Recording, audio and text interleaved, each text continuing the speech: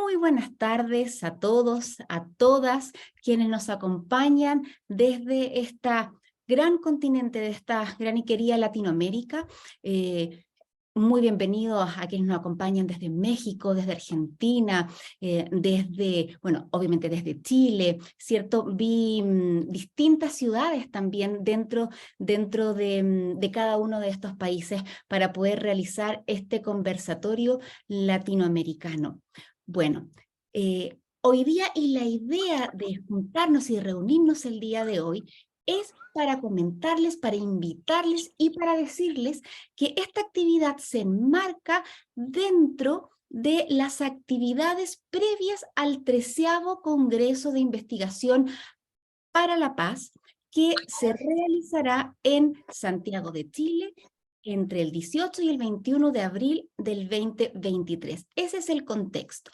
A quienes no me conocen, soy Varinia Penco, soy la presidenta del Colegio de Mediadores de Chile y a nombre de la directiva del colegio y de la Universidad de la Frontera, específicamente de su, disculpe, de su departamento, de su unidad, no es la unidad, de la facultad, de la Facultad de Educación de Ciencias Sociales y de Humanidades, les damos la más cordial bienvenida a este conversatorio que esperamos pueda ser de provecho para cada uno de ustedes. Como yo les decía, la idea, ¿cierto?, de este conversatorio es que podamos conversar, compartir y sobre todo ustedes escuchar en relación a la temática de la construcción de la paz. Vamos a ver qué es y qué entendemos por paz. Usualmente, por lo menos a mí en lo personal, me pasa que cuando expongo o hablo en relación a la cultura de la paz, suelo recibir así como, o quizás comentarios, pero bueno, pero en realidad... Vos te vas a llevar las piedras a Vicente, que yo te cargo las piedras tuyas. Eso, vamos a... silencia todo nomás, Ronnie, y yo me desmuteo para poder, porque si no... Ahí Sí, están, vamos con eso. ya. Ahí sí. Mil disculpas, pero es que si no, después no nos escuchamos. Bueno, entonces, les decía, no sé si a ustedes les pasa, pero usualmente cuando uno habla del concepto de paz o de cultura de la paz, no todos entendemos lo mismo, no todos nos configuramos exactamente sobre lo mismo. Y la idea justamente de este conversatorio es que podamos conversar sobre ciertos conceptos relacionados con qué es la cultura de la paz, qué entiendo cuando hablo de construir esta paz. Quiero contarles un poquito más brevemente en 2 minutos de este congreso, del 13º Congreso de Investigación para la Paz, que está organizado por el Consejo Latinoamericano de Investigación para la Paz, CLAI, por el Colegio de Mediadores de Chile y por la Universidad Alberto Hurtado. El congreso se va a llevar a cabo entre, como ya les había dicho, el 18 al 21 de abril del año 2023 en las mismas instalaciones de la Universidad Alberto Hurtado, perdón. Tiene un formato híbrido, es decir, vamos a tener reuniones presenciales y también reuniones a través de Zoom. Es un congreso gratuito y contarles que ha tenido un gran interés a nivel latinoamericano, ya que se recibieron 313 ponencias, dentro de las cuales han quedado seleccionadas por un comité académico 284 ponencias.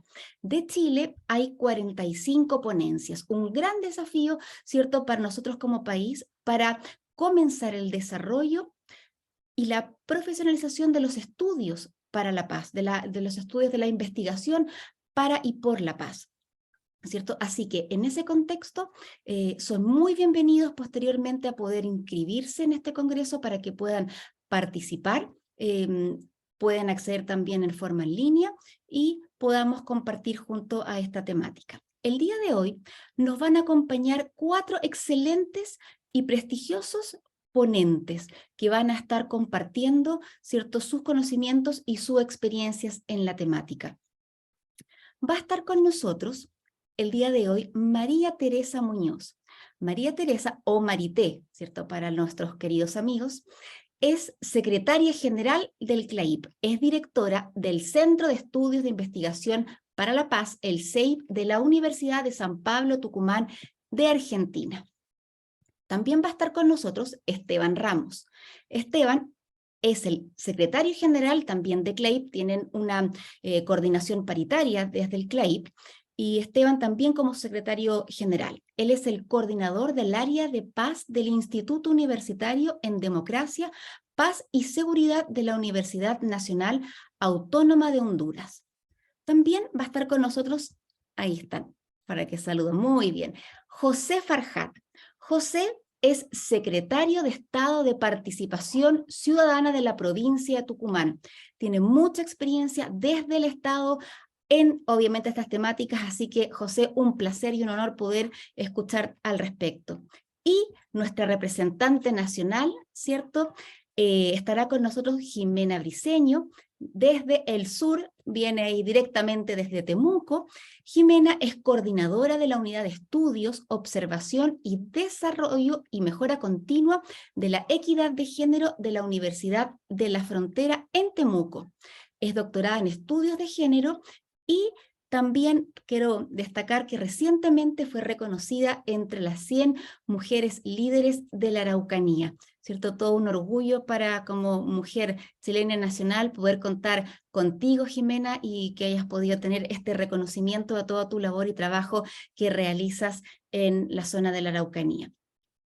La idea de este conversatorio, la dinámica va a ser, cada uno de los que acabo de presentar, de los ponentes, va a poder hablar alrededor de exponer cerca de 15 minutos y posteriormente vamos a dar un espacio para preguntas. Las preguntas que les vayan surgiendo y o comentarios las pueden realizar durante el chat, como más o menos somos un número importante. Si es que al final se da la posibilidad para poder abrir los micrófonos, lo haremos, pero si no, las preguntas van a ser realizadas a través de vía chat. Así que muy bienvenidos y bienvenidas a este conversatorio latinoamericano por la construcción de la paz. Dejo con ustedes ahora a continuación a María Teresa Muñoz. Bien.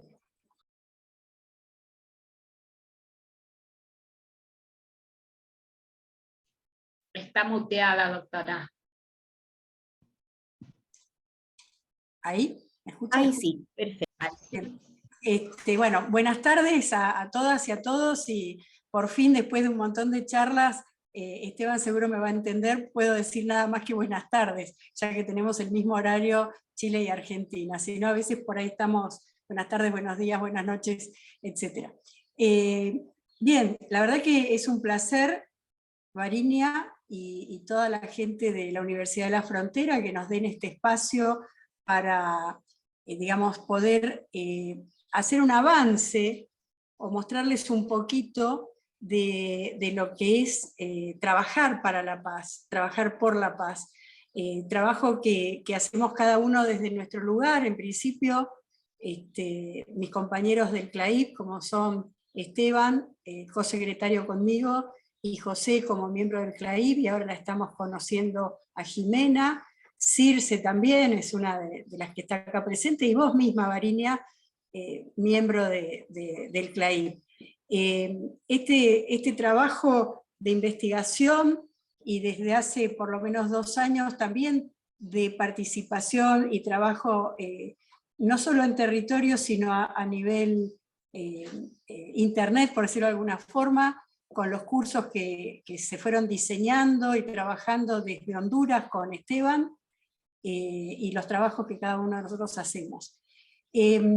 A mí, en este RAID que hemos hecho de universidades para promocionar este congreso en Chile, siempre me tocó dar comienzo para que hablemos un poquito, ya que el título es, digamos, construcción de una cultura de paz. Bueno, hablar qué es cultura, qué es cultura, qué es esto de construir cultura, y hoy yo le quiero agregar una de las herramientas para que hablemos un poquito, que es la comunicación no violenta, para construir esta cultura de paz.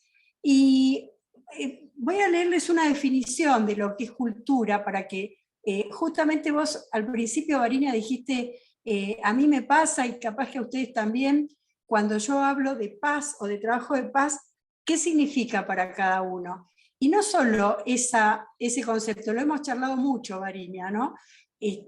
Por ahí mucha gente cree que es, qué sé yo, sentarse y hacer ayurveda por ahí, que está bien, también eso es paz, ojo, trabajar la paz interior y todo eso también forma parte de la paz, pero la paz va mucho más allá. Pero también, no solo la palabra paz o el concepto paz, sino un montón de otras palabras a veces tenemos que definir porque venimos de culturas diferentes, justamente. Y para conversar y construir esa paz, justamente a veces tenemos que decir, bueno, cuando hablamos de esto, ¿de qué estamos hablando? Me parece importante empezar a definir porque si no es como que ahí llegamos al conflicto y si no definimos puede haber una escalada de violencia. Entonces, para definir, empecemos por definir qué es cultura. Para la UNESCO, cultura es un complejo que comprende conocimiento, creencias, arte, moral, leyes, usos y otras capacidades y usanzas adquiridas por el ser humano en cuanto que es miembro de una sociedad determinada. Entonces, ¿qué forma parte de una cultura X, digamos? Ahí entonces podemos enumerar la comunidad misma, su historia y los conocimientos que pueda tener y adquirir, lenguas y lenguaje, las tradiciones y los rituales, las técnicas y habilidades, herramientas, las artes, la gastronomía, los valores. Esto, hoy estaba mirando, digo, casualmente, viendo qué vamos a hacer en el Congreso, de todo esto que acabo de enumerar, cada uno de los ponentes, o algunos de cada país, por decirlo de alguna forma, va a traer su aporte con su propia cultura, con sus tradiciones, con sus historias y demás. Y cuando yo te recordaba lo que dijiste recién, ¿cuáles son las palabras que utilizamos? Cuando nos comunicamos, yo de lo que es comunicación no me voy a adentrar en profundidad porque ustedes tienen grandes académicos que se han dedicado a estudiar y a enseñar lo que es la comunicación humana, pero sí a hablar cómo nosotros nos comunicamos a partir de nuestra propia historia. Cuando hablamos y cuando escuchamos, en un ir y venir de transmitir un mensaje X o hablando de una conversación, vamos a tener un emisor y un receptor con un circuito circular, como es el paradigma de ahora de lo que es la comunicación, pero cada uno lo va a hacer desde su propia historia, desde su cultura, desde su sistema de creencias. Y cuando hablamos de culturas, por eso cultura de paz, no estamos hablando, por ejemplo, cultura de Occidente, de Oriente, también, pero también, por ejemplo, cuando uno de los elementos son las lenguas y el lenguaje, es interesante saber que, por ejemplo, entre Chile y Argentina, ambos países hablamos español. Sin embargo, hay un montón de palabras que no significan lo mismo en Chile que en Argentina. Por ejemplo, dentro de la misma Argentina, también hay palabras que no significan lo mismo en Tucumán, que es donde vivimos con José y varios de los chicos que están ahí en la plataforma, no significan lo mismo que los que están en Buenos Aires, por ejemplo, algunas palabras.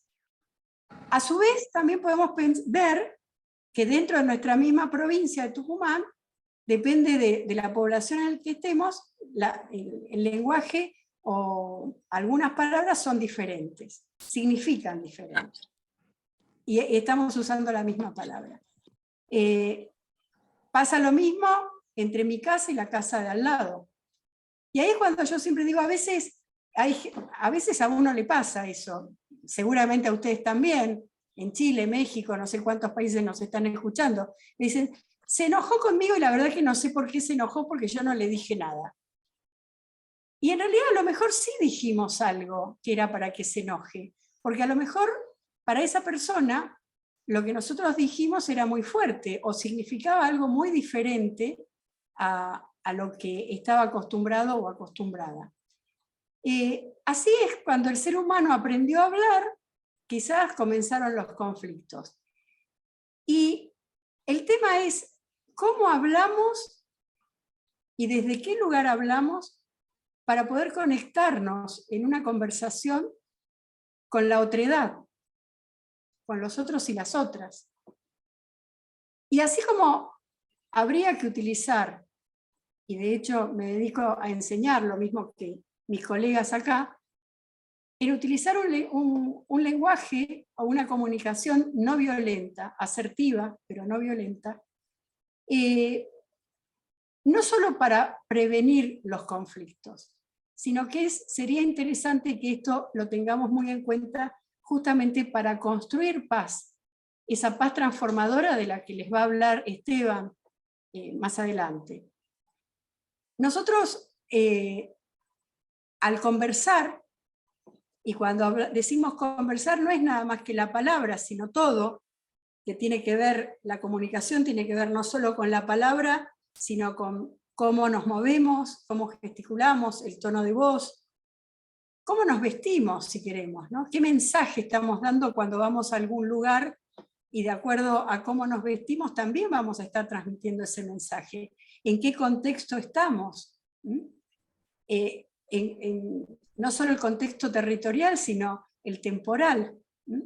No hablamos igual los que tenemos, los de mi generación, los que tenemos la misma edad, yo tengo 64 años, obvio que yo no tengo el mismo lenguaje que tiene mi hija, por ejemplo, que tiene 26 años. Y de repente poder hacer ese enlace, de decir, bueno, ¿de qué estamos hablando? Cuando hablamos de paz, ¿de qué hablamos? Cuando hablamos de cultura de paz, ¿de qué estamos hablando? Establecer eso sería un principio para construir, digamos, esa paz que tanto anhelamos. Esto lo podemos hacer desde cualquier lugar, inclusive lo voy a traer como ejemplo. Yo trabajo como jueza de paz en una localidad muy chiquitita acá en Tucumán. Y de repente, no sé si, supongo que lo mismo debe pasar en Chile y en otros países, desde hace un tiempo atrás la justicia está tratando de, digamos, que no estemos hablando en académico o en un lenguaje raro en donde la gente común que acude a buscar justicia no entiende, porque a veces pasa, la verdad que no entendí nada de lo que dijo el juez o lo que está diciendo el abogado. Y tratar de buscar esas palabras sencillas, inclusive hay juezas acá en Tucumán y en Salta y en otras provincias que cuando dictan, juezas de familia, ¿no? Cuando dictan sus sentencias, cuando tienen que tratar temas de niñez, su vocabulario y su sentencia está dirigida a esa niña o a ese niño que está pasando por este trance, digamos, de la justicia. Y eso es re interesante, porque entonces ahí estamos creando paz. Estamos haciendo que la gente pueda entender desde su lugar.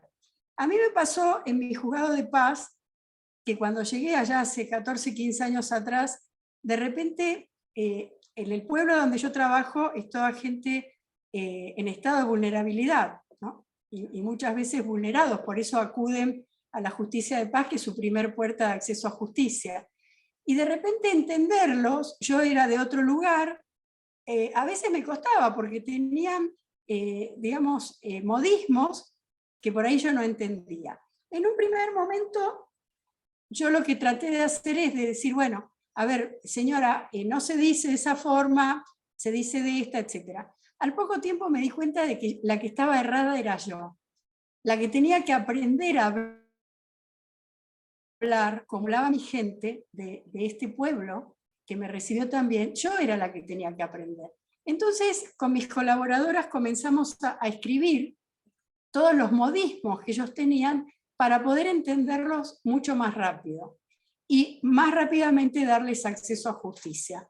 Esto es una de las formas en las que yo digo, bueno, trabajar con la palabra, con los gestos, con la comunicación y con la conversación también es construir paz. Es una de las herramientas más necesarias, porque inclusive si nosotros tenemos en cuenta que para que haya paz, siguiendo las enseñanzas, ya después va a adentrar en este tema Esteban y después José, desde la práctica, siguiendo las enseñanzas de Johann Galtung, paz es el despliegue de la vida, y para que haya paz y ese despliegue, bueno, las necesidades básicas tienen que estar satisfechas. ¿Y cuáles son las necesidades básicas? Bueno, la vestimenta, la salud, la educación, seguridad, y así podemos seguir enumerando, y entre las necesidades básicas inmateriales hablamos de identidad y libertad. La identidad también tiene que ver con esa cultura a partir de la cual nosotros hablamos. Cualquier discurso que podamos hacer, o cualquier declaración, por muy objetivos que queramos ser, siempre vamos a estar denotando desde qué lugar lo estamos diciendo, porque vamos a elegir palabras determinadas que van a tener que ver con nuestra propia historia. O sea, cuando contamos una historia, valga la redundancia, estamos contando nuestra propia historia. Eso es así. Si somos buenos escuchadores, por decir de alguna forma, si practicamos la escucha activa y tratamos de entender desde qué cultura me está hablando la persona que tengo enfrente, bien, voy a poder entender, voy a poder comprender, voy a poder meterme en la cabeza de ese otro o esa otra, a partir de la cual, y a través de esa conversación, voy a poder construir una situación, una realidad. No sé si una nueva, pero justamente si queremos empezar a trabajar por y para la paz, y poder trabajar para que todas las necesidades básicas de todos los seres humanos del planeta estén satisfechas, me parece que los que estamos en esto podemos ayudar comprendiendo y escuchando desde esa otra cultura, desde esa otra necesidad que tiene esa persona. Yo voy a hacer más cortito lo mío porque así Esteban y José y Jimena después puedan extenderse un poco más. Yo creo que hay un dicho que dice, a las palabras se las lleva el viento. Depende del contexto en que lo digamos, a lo mejor sí, cuando hablamos por ahí de un contrato o algo. Pero yo firmemente desde este lugar y totalmente convencida de que a la paz la construimos entre todas y todos, les digo que a las palabras no se las lleva el viento. Las palabras crean realidades. Así que bueno, este es mi aporte.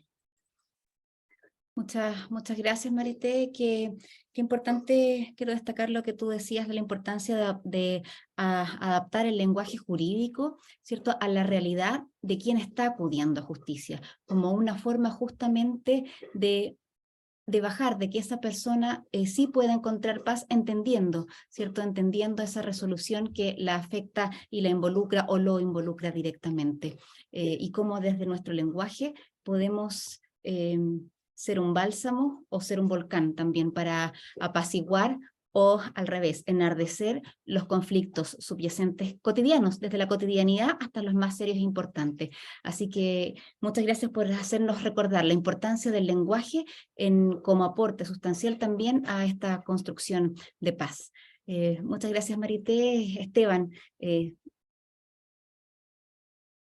Hola, buen día. Buenas tardes, ¿cómo estamos? Dele, vamos a arrancar entonces con un poquito de teoría. Ahora que estábamos metiendo una cuestión que para mí es muy importante, ¿no?, que es el tema de que las palabras crean realidades, las palabras construyen realidades esencialmente, porque todo decir es un hacer concreto, y además en todo decir el sujeto queda sujetado en lo dicho.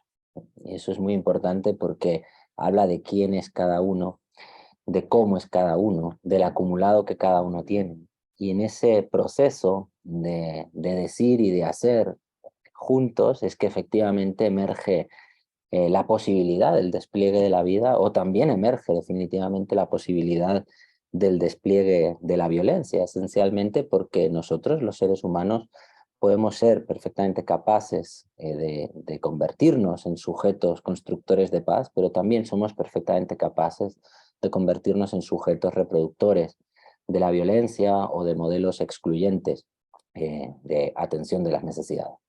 Yo voy a presentar mínimamente un bosquejo con algunos elementos clave de lo que vendría a ser la evolución conceptual en la disciplina de los estudios de la paz y el conflicto.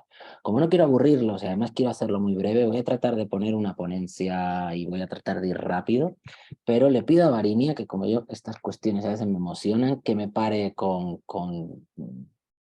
ternura, pero que me pare en el momento en que de pronto esté durmiendo a todo el mundo, ¿verdad? Y les quiero compartir un poco algunos de los elementos principales, un poco precisamente con esta idea, ¿no? De contribuirle a lo que se viene en abril de 2023 en Santiago de Chile. Decirles que estamos muy contentos con la organización del 13º Congreso Latinoamericano de Investigación para la Paz y decirles que se han presentado un montón de ponencias, tanto de carácter académico como de carácter práctico, ¿no? Experiencias, vivencias concretas de construcción de paz desarrolladas por distintos sectores populares, por movimientos sociales, o por procesos organizativos, o por organizaciones, universidades, etcétera, que dan cuenta de algo muy importante, y es que la disciplina de los estudios de la paz y el conflicto está viva, está activa, está boyante, está con mucha carga, ¿no? Y tiene mucho que decir en nuestros territorios en América Latina. Así que muestra de eso son las más de 300 ponencias que se han presentado al Congreso y que esperemos, ¿verdad?, podamos contar con la mayoría de ellas en presencial allá en Santiago de Chile, donde nos conoceremos y reflexionaremos juntos de manera presencial, que es algo que llevamos tiempo queriendo. Dicho esta introducción, yo lo que pretendo comentarles básicamente son dos cosas. Por un lado, dar cuenta de los dos enfoques hegemónicos de la disciplina de los estudios de la paz y el conflicto, que es la concepción de la paz negativa y la concepción de la paz liberal, que como vamos a ver, ambas implican de algún modo la legitimación de las violencias directas, estructurales y culturales. Y por otro lado, les voy a dar cuenta de dos concepciones de la paz positiva y la paz transformadora, que permiten, ¿verdad?, un posicionamiento alternativo a esas dos concepciones hegemónicas, y que además tienen unas consecuencias muy importantes, no solamente a la hora de investigar para la paz, sino a la hora de trabajar colectivamente para la construcción de la paz, en aras de la paz. Voy a ser lo más sucinto que pueda. Normalmente, y lo planteaba Varinia, a quien saludo en el inicio de este espacio, nos decía Varinia que muchos y muchas hablamos de paz, muchos y muchas actuamos para la paz, muchos y muchas escuchamos lo de la paz, pero realmente muchas veces nos damos cuenta de que no estamos entendiendo la paz de la misma manera. Podríamos decir que todo el mundo habla de paz, pero no todo el mundo quiere decir lo mismo cuando utiliza ese significante. Es decir, hay distintos significados que están relacionados con el significante paz. Y eso no es algo solamente de la actualidad, sino algo que pues, viene, digamos, a lo largo de toda la historia, entre otras cuestiones, porque en todas las tradiciones filosófico-culturales de la historia de la humanidad se ha tocado el tema de paz.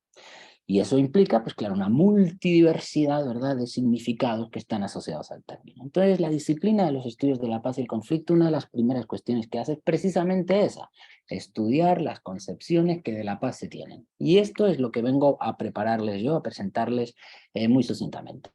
Arrancamos por la concepción hegemónica de la paz negativa. Vemos aquí 3 fotos que tienen mucho que ver con la paz, tanto la guerra, la invasión a Vietnam, como la guerra de Irak, que es la foto central, como el muro de la vergüenza de el señor Donald Trump, que impulsó, está desarrollando una parte entre México y Estados Unidos, han sido todas ellas proyectos o guerras o propuestas o iniciativas en aras de la paz. ¿Pero en aras de qué paz? En aras de una característica y particular concepción de la paz que Galtung ha acuñado con el término de paz negativa. Según este autor, podríamos decir que la concepción de la paz negativa hunde sus raíces a dos términos fundamentales. Por un lado la Irene griega y por otro lado la Pax Romana. Irene griega, siglo V a.C., polis griega, básicamente lo que nos viene a decir es que la paz es sinónimo de un estado de armonía, de tranquilidad, ¿verdad?,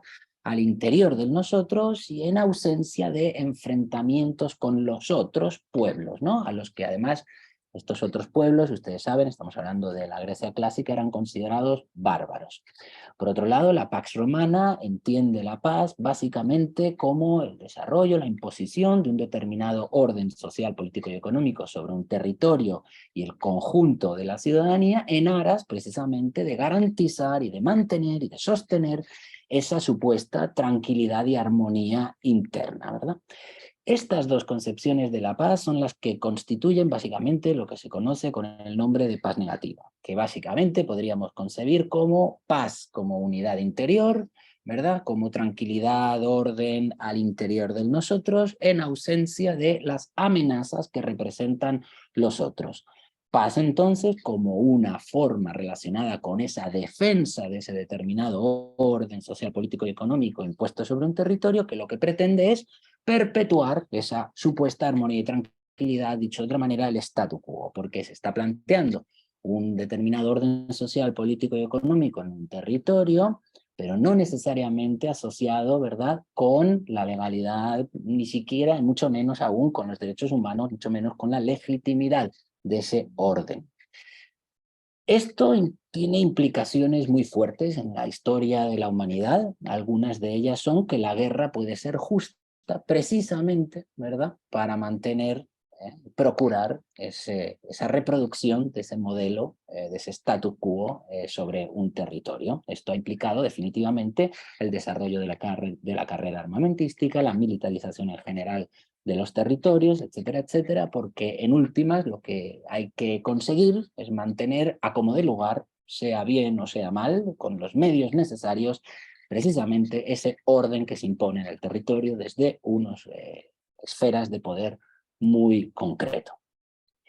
Podemos entender que esta misma concepción de la paz, que está muy presente en los estados y en las relaciones internacionales, en realidad no es exclusiva de los estados y de las relaciones internacionales, sino que es una concepción de la paz que también habita en nuestras mentes y corazones, muchas veces sin ni siquiera darnos cuenta. Básicamente está ahí cuando justificamos o ejercemos la violencia en nuestro ámbito más cercano, por ejemplo, cuando decidimos andar armados, cuando decidimos vivir en espacios excluidos de la ciudad, con policías militares y demás instrumentos y tecnología militar de defensa del nosotros, ¿verdad?, aislar el nosotros de las amenazas que suponen los otros, etcétera, o habita también esta concepción de la paz negativa en la crianza de las familias cuando ejercemos como padres violentos, ¿no?, en la crianza de nuestros hijos.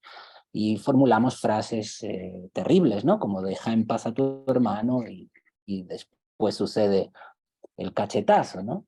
Cuando pasan estas cuestiones, si ustedes se fijan, no solamente estamos ejerciendo una violencia física directa, concreta, sino que la cuestión va mucho más allá, porque estamos de alguna manera imponiendo un determinado orden social en un determinado territorio y sobre unas determinadas personas, ¿no?, a las que ordenamos cómo tienen que comportarse en un determinado momento, en lugar de recurrir a otras estrategias de crianza que serían mucho más sinérgicas que estas de carácter tan impositivo. Y esta no es una cuestión menor si tenemos en cuenta las estadísticas que nos muestra Naciones Unidas año tras año, y según las cuales 2 de cada 3 chicos, chicas en edad, digamos, de crianza ha sufrido algún tipo de violencia en su propio hogar. Entonces, estamos muy acostumbrados a utilizar la violencia como forma de crianza, y eso definitivamente es un rasgo muy fuerte de paz negativa. Esto tiene definitivamente consecuencias tremendas a escala planetaria, como es la carrera armamentística, etcétera. Hoy tenemos instalada la capacidad nuclear suficiente para terminar con la vida en el planeta Tierra, y hoy, recordemos, estamos viviendo la invasión de una potencia nuclear a Ucrania y estamos cada vez más cerca, ¿verdad?, de la posibilidad de que las armas nucleares vuelvan a tener un papel en las guerras contemporáneas.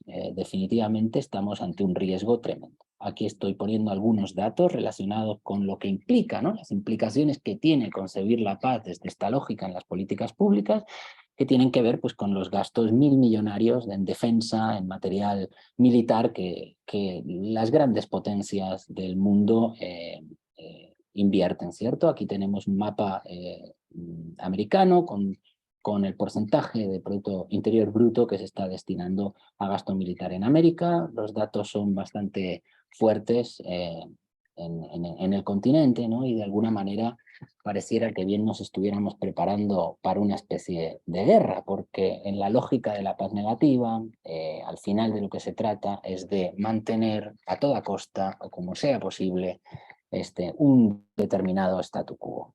Aquí tenemos básicamente los elementos centrales de la concepción de la paz negativa: la imposición del orden social, político y económico sobre un territorio, sea este justo o injusto, la legitimación y la normalización del recurso a la violencia, y un tercer elemento que es importante porque nos conecta también con la otra concepción hegemónica de la paz, que es la concepción de la paz liberal. Y es la consideración del conjunto de la ciudadanía en realidad como simples objetos de la paz, ¿no?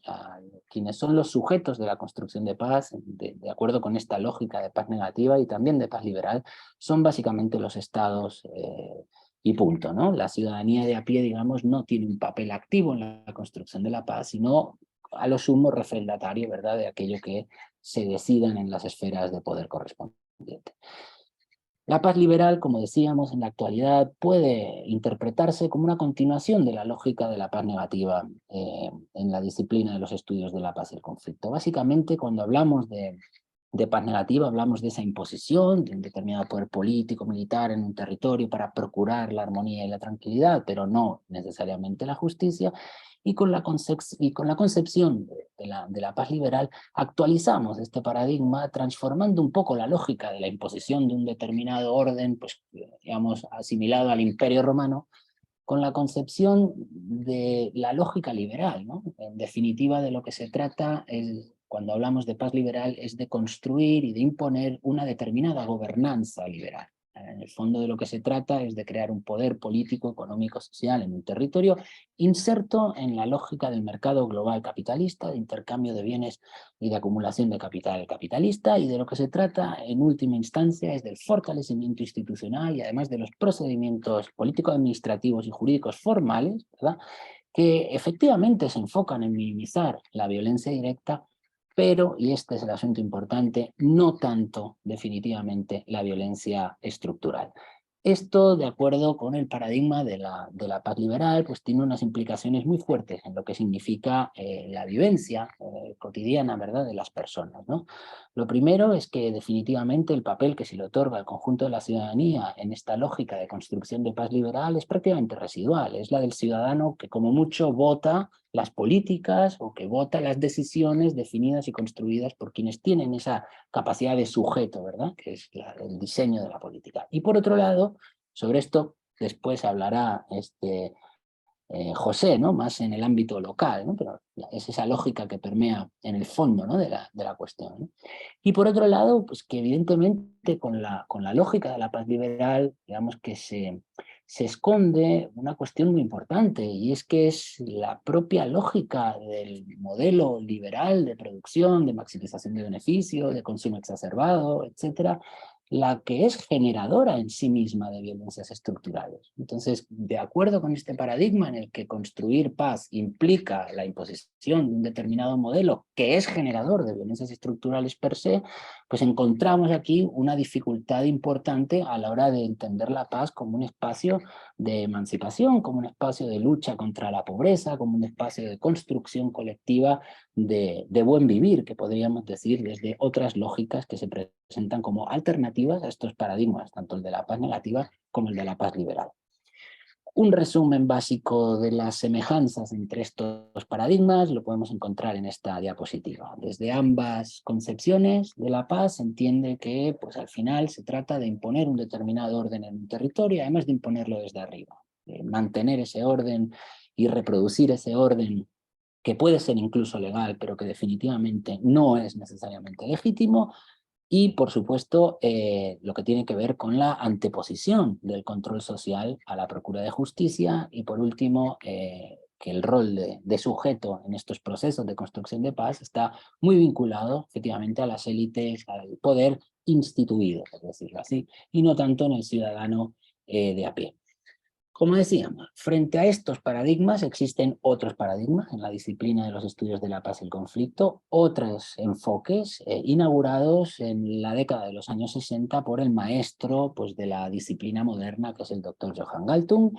Él acuña el término de paz positiva y no voy a profundizar, pero básicamente para que lo entendamos, paz positiva es, por así decirlo, digamos, una concepción multidimensional de la paz que implica básicamente la inexistencia de las tres tipologías de violencia que el propio autor reconoce y la existencia tangible de sus opuestos. Aquí en este gráfico se observa muy bien, ¿no? Paz positiva implica la inexistencia de violencias directas, pero también la existencia de paz directa, de igual manera que implica la inexistencia de violencias estructurales y la presencia de paz estructural, la inexistencia de violencias culturales y la presencia de paz cultural.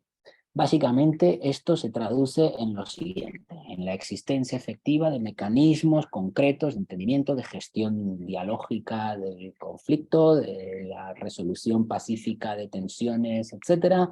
Implica también la autorrealización del ser humano, implica también concretar la justicia social, garantizar el disfrute de los derechos humanos, implica, como decía anteriormente, la compañera Marité, la atención de las necesidades básicas del conjunto de la ciudadanía y no solamente de unos pocos, e implica también el desarrollo de valores culturales pacíficos que posibiliten, ¿verdad?, el desarrollo precisamente de esa dimensión de paz directa y de esa dimensión de paz estructural. A partir de los años 80-90, una serie de autores comienzan a reflexionar sobre este enfoque de la paz positiva y plantean una serie de elementos contribuyentes a la disciplina que parten, ¿verdad?, de esta concepción fundamental de la paz positiva y que, bueno, pues incorporan algunos matices o proponen algunas profundizaciones muy interesantes. Dentro de los distintos autores que inician, digamos, esta tercera fase en la disciplina de los estudios de la paz y el conflicto, pues están autores como Francisco Muñoz, por ejemplo, que fue el director del Instituto de la Paz y los Conflictos de la Universidad de Granada, y otros muchos autores también latinoamericanos que proponemos distintas concepciones o enfoques de la paz que son también alternativos, que recogen elementos de Johan Galtung y que le dan alguna vuelta de tuerca. En el último congreso latinoamericano de investigación para la paz que desarrollamos en su versión online, se presentaron múltiples propuestas de ponencia que recogían precisamente tanto vivencias y experiencias concretas de construcción de paz desde estos paradigmas alternativos latinoamericanos como propuestas, digamos, de fundamentación teórica. Hay varias. Yo solamente voy a hacer referencia a la concepción de la paz transformadora, que es en la que trabajo yo, junto además también con otros autores de distintos lugares, en realidad de Iberoamérica y de América Latina también, en concreto en Colombia, en Brasil, en Centroamérica. Básicamente partimos de esta, digamos, pregunta epistemológica, ¿no? Si la paz positiva no será más bien una utopía, ¿no? Si la paz positiva implica la inexistencia de todas las violencias y la existencia tangible de sus contrarios, ¿no será que la paz positiva se pueda convertir en una especie de utopía que de alguna manera pues, se difumina en el horizonte? Y luego una pregunta muy complicada de responder en términos epistemológicos, que es que si no existe esta paz positiva prácticamente en ningún lugar del mundo mundial, podemos caer en esta especie de oxímoron extraño de que toda una disciplina, la disciplina de los estudios de la paz y el conflicto, trabaja sobre un objeto de estudio, la paz, que en realidad no existe de manera tangible. Si ustedes se fijan en términos epistemológicos, esto tiene sus dificultades, tiene su miga, ¿no? En términos de análisis, ¿no? y de fundamentación teórica del asunto, ¿no? Del objeto de estudio. Entonces, a partir de esas reflexiones, iniciamos un proceso de trabajo en el que, partiendo también de algunos aportes muy importantes, pues del propio Johann Galtung, también de Gandhi y también, ahora van a ver, de algunos autores chilenos muy importantes, nosotros construimos la concepción de la paz transformadora. Yo creo que me voy a quedar por aquí ahora cuando Varinia me diga, pero quiero por lo menos hacer un poco el rasgo de qué significa concepción de la paz transformadora. Lo primero es que nosotros no entendemos la paz como una meta, no entendemos la paz como una eterna carrera de obstáculos, ¿no? Tenemos que llegar a alcanzar la meta, ¿no? Tenemos que llegar al espacio, digamos, a conquistar, tenemos que llegar a poner la bandera, no al final, o a tener nuestro trofeo, ¿no? Nosotros entendemos la paz efectivamente como un proceso que construimos juntos y juntas los seres humanos haciendo camino al andar. Yo creo que este poema maravilloso de Caminante no hay caminos, sino estelas en la mar, caminante no hay caminos, ¿cómo es?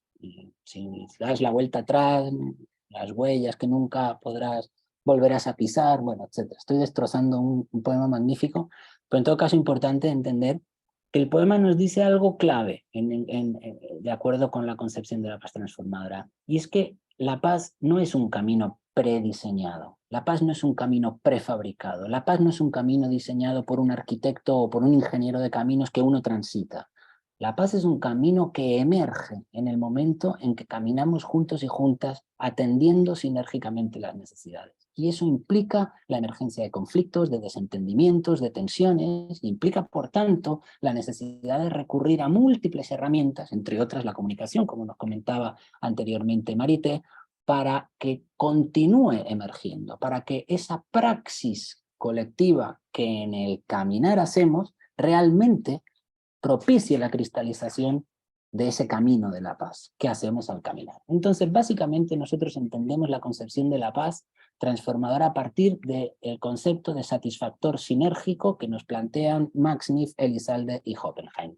Me gusta mucho decirlo cuando hablo en universidades chilenas, porque ese libro, Desarrollo a escala humana, me parece una maravilla de lectura obligatoria en toda América Latina, por lo menos, ¿no? Dentro de esa teoría de las necesidades que nos plantean estos tres autores, hay que distinguir entre la necesidad en sí misma, los medios, que son las acciones que ponemos en práctica para atender esa necesidad, y los modos, es decir, la forma que adoptan esos medios que ponemos en práctica para atender la necesidad, que se conoce con el nombre de satisfactor.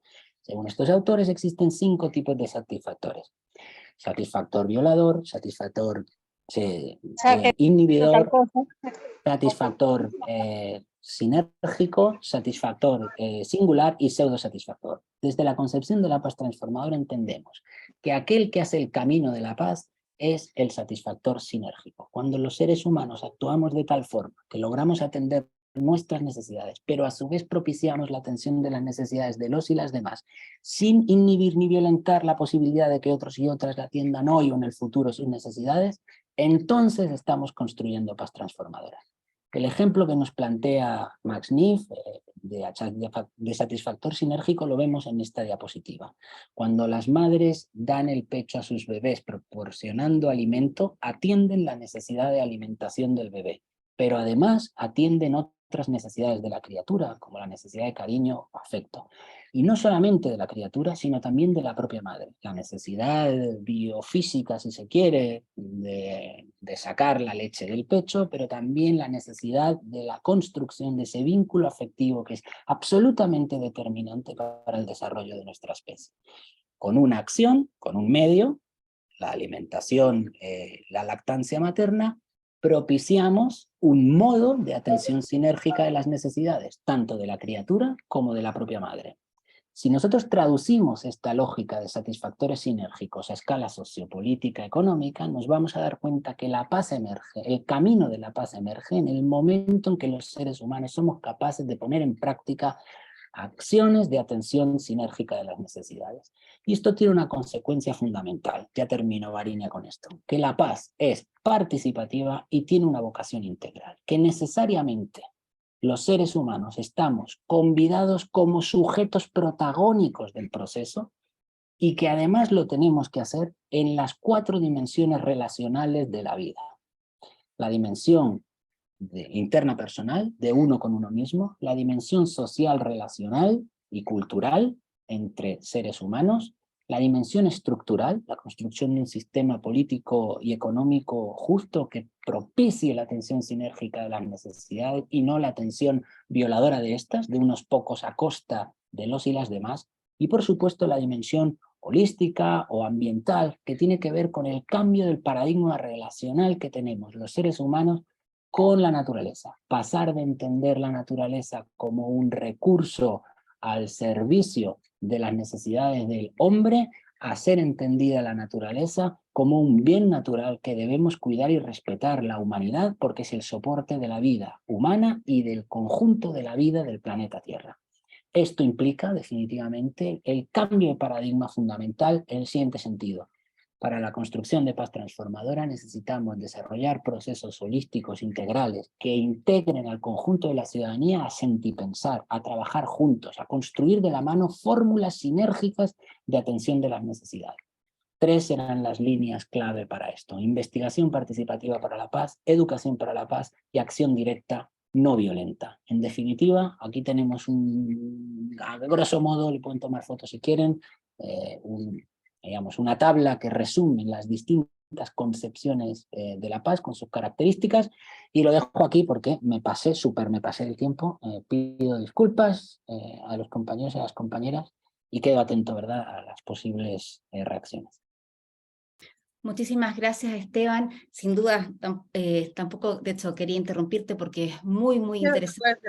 ¿Cómo hago para salir? No.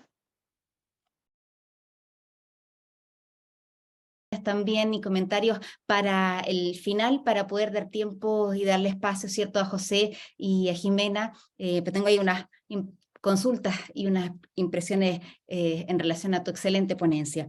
José, por favor, si nos puedes ahora hablar desde tu experiencia, cómo vinculamos, ¿cierto?, esta construcción en el terreno, en el día a día, en el tú, en el yo, en el nosotros, cómo construimos esa comunidad desde la participación, haciéndonos responsables cada uno y cada una, y desde que el Estado favorezca y vincule, ¿cierto?, eso hacia una sociedad más democrática y deliberativa también. Mientras se carga, ahí está. Muy bienvenido, José, muchísimas gracias. Bueno, Varinia, muchas gracias. Un saludo a todos quienes están, a todas las personas que están participando en el día de hoy. La verdad que es emocionante ver que somos más de 90 personas en esta tarde, para algunos más temprano, para otros más tarde, de América Latina. Gracias por estar por aquí. Bueno, creo que Esteban y Marité dejan muchos elementos para trabajar. Yo quisiera partir con algo que estuve pensando previo a la charla, de esto, la construcción de la convivencia democrática y una cultura de paz. Como decía recién Esteban, es una experiencia diaria que requiere diseñarse, que requiere individualizar, ya yendo al terreno comunitario, valores, actitudes, habilidades socioemocionales, esto del factor satisfactor sinérgico. Bueno, ¿cómo tenemos que pensarlo en lo cotidiano? Esta figura que traía Esteban, lo importante que es para empezar a buscar y detectar esas conductas, esas interacciones que sustentan una convivencia social donde empieza la participación a presentarse. Me parece muy interesante retomar algo que Marité nos trajo, que es la participación ciudadana, cómo empieza a conjugarse también con la cultura, ¿no? Esto de entender a la cultura como un universo de normas sociales, de hábitos, de actitudes, de creencias. Y si vamos a hablar de participación ciudadana, tenemos que empezar a poner esos lentes para individualizar en nuestras comunidades estos aspectos. Es decir, ¿qué nos interesa de esta convivencia democrática, esta construcción de paz? Nos interesa identificar que se encuentran en las antípodas del conflicto, que se encuentran en las antípodas de las violencias, y es importante la cultura ciudadana ya pensarla, esto que decías, Varinia, cuando me dabas el pie, importante, ¿cuál es la base conceptual para el diseño de una política pública que el Estado también puede fortalecer? Para mí, en un conversatorio anterior, finalicé hablando de innovación pública y hoy la quiero traer como al principio de esta charla, porque tenemos elementos muy importantes que podemos tomarlos para incorporarlos. La innovación pública abierta hoy está está difuminándose en los elencos estatales, está apareciendo la centralidad de pensar nuevas respuestas a viejos problemas y pensar nuevas preguntas para dar mejores respuestas a los problemas que tenemos. Y basado en la convivencia pacífica, basado en esta cultura de la paz, cuán importante que tengamos equipos que puedan ver, que pueden conectarse con otros, que pueden salir a buscar fuera del Estado, o las universidades pueden salir a buscar afuera, o las organizaciones de la sociedad civil pueden salir a buscar afuera de sus instituciones. Y esto, conectarlo en la construcción de la convivencia, en la construcción comunitaria de esa paz que tanto hablamos, ¿no? Esto de que hablamos de cómo el enfoque de la política pública permite encaminar y promover también el bienestar de la ciudadanía y la democratización de ciudades. Tenemos que pensar cuál es la nueva agenda de nuestras ciudades. El ser ciudadano dentro de las ciudades, el ser ciudadana dentro de las ciudades, y cómo esto recrea más allá de una cultura cívica que estuvo a la centralidad, más allá de que el aspecto político de esa cultura cívica del voto, sino más a la construcción comunitaria. Otro pensamiento que tenía hoy, y decía, bueno, vamos a hablar de participación ciudadana. ¿Con quién participamos? ¿Para qué participamos? ¿Dónde? ¿Cuándo? Son preguntas mínimas, pero muchas veces la ciudadanía no las tiene a mano, no sabe quién la va a contestar. Hablamos de participación ciudadana como que si fuese algo que se recrea espontáneamente. Y tenemos que saber, esto que bien lo ponía Esteban, de la educación para la paz, lleva también un esfuerzo de educar a la ciudadanía para la participación. Y esa participación en ese constructo de esa participación ciudadana como una construcción social que también pueda ir llevándose a medir cuáles son nuestras normas sociales, cuáles son nuestros comportamientos, cuáles son nuestras actitudes, que empezamos a conectar entre los individuos. Esta imagen de ese hilo que mostraba Esteban, qué importante es que nosotros podamos pensar en bajar al territorio y empezar esa democratización de las comunidades con una clave que la paz esté en el centro, ¿no? Bueno, diciendo esto, me parece como muy interesante que si vamos a pensar la participación ciudadana para compartir una vida en común, tenemos que tener entonces que pensar que el espacio participativo está vinculado a la construcción de paz, pero está ligado a las relaciones y a las conductas en interferencia intersubjetiva. Por acá los Marité o abogados que están acá, me recordó cuando Marité hablaba de la comunicación, y por eso es que lo traigo, a un jurista tucumano que desarrolló la teoría ecológica del derecho, que hablaba que el estudio del derecho no eran las normas jurídicas, sino eran las conductas humanas en interferencia intersubjetiva. Cuando interferimos a través de lo que hacemos, a través de lo que decimos, y cómo se genera una realidad. Y me parece importante traerlo acá para pensarlo desde la construcción de la paz, desde la dimensión cognitiva, de la dimensión emocional, que es lo que nos pasa, lo afectivo, y la dimensión del comportamiento. Y aquí, la verdad que en esto que estamos hablando, es decir, vincular esa cultura ciudadana, vincular esa cultura de paz y darle al sujeto, que sería al ciudadano, a la ciudadana, esa parte protagónica en esa construcción. Y ahí necesitamos ver cómo nosotros vamos construyendo lo que es ese afecto, ese interés, esa vinculación y sentido de pertenencia a su comunidad, a su barrio, a su vecindario, para que esté animado en esa construcción de paz. Y algo importante a resaltar, cuando daba la definición Marité de paz, este despliegue de la vida que menciona Johan Galtung y que pone, yo traigo un ejemplo que me pasó la semana pasada en la provincia de Córdoba. Estábamos en un conversatorio de infancia hablando de ciudades violentas y cómo trabajar ciudades en paz. Y cuando hablé de esta definición del despliegue de la vida, una niña se levantó y me dijo que por primera vez entendía el concepto de paz, lo sentía cercano. porque ella estaba siendo víctima de bullying, de violencia entre jóvenes, y que ella sentía que no podía desplegar su vida porque se sentía que estaba como situada como en un cerco donde esa situación la estaba como limitando en su vida. Esto lo quiero llevar como a cuestiones cotidianas. La construcción de la paz, no tan solo pensarla, como bien lo desarrollaba Esteban, como irnos muy allá a lo intangible. Podemos buscar, podemos mapear, podemos identificar todas estas situaciones que están a nuestro alcance. Y ahí traigo como un aporte, cuando hablamos de la educación para la paz, que me parece muy importante. La dimensión comunitaria no podemos desdoblarla o dejarla fuera de la dimensión de las personas. El proyecto personal de las personas, lo dialógico de ese proyecto, lo conversacional. Por eso me parece muy importante lo que traía Marité de la comunicación. Si nosotros esa construcción en el lenguaje, en la comunicación, ya sea verbal o no, sea gestual, también tiene que estar en la escena en la construcción de la paz.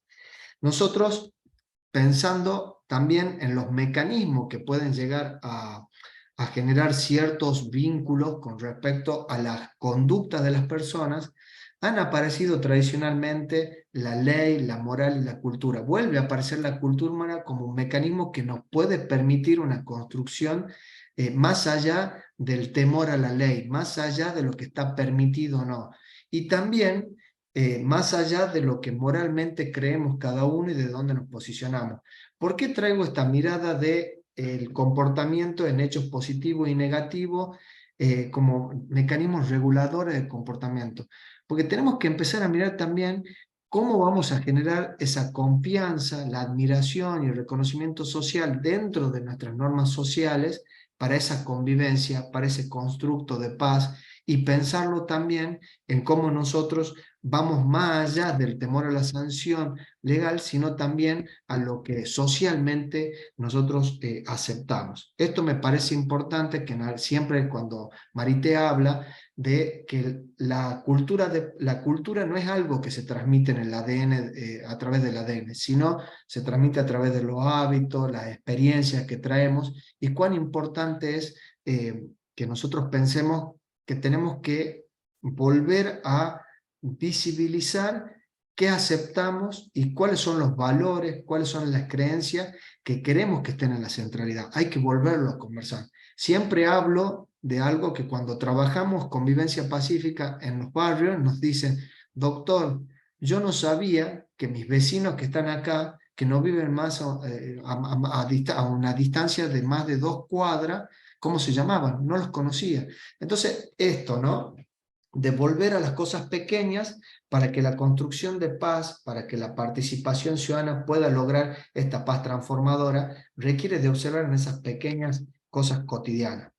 Yo por ahí les traigo una herramienta muy interesante, que la participación ciudadana tomada a través de la Carta Iberoamericana de Participación Ciudadana en la Gestión Pública empieza a hablar de lo importante de generalizar en todo el Estado la incorporación de la sociedad. Es decir, ya no solo el Estado pensando desde su lugar de diseñador de políticas públicas, sino darle el espacio a la ciudadanía para que nos diga también, para que participe en el diagnóstico, en el diseño, en la intervención, en el rediseño, si hay que retocar la política pública, desde la participación ciudadana. Y esto me parece importante. Empieza a haber una movida en América Latina que incorpora a la ciudadanía con un lugar más protagónico.